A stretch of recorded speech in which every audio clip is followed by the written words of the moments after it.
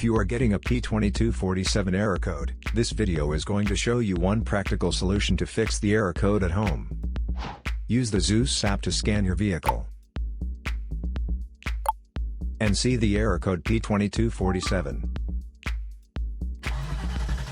It means the ECM detects the O2 sensor for bank 2 sensor 1 that has an open circuit for the heater control circuit of the O2 sensor. Here is a simple DIY method you can try to solve this problem.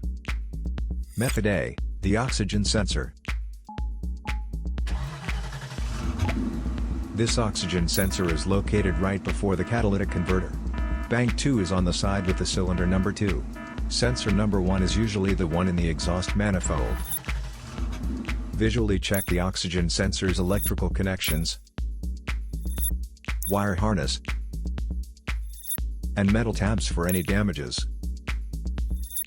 If the damages are found, then replace the oxygen sensor.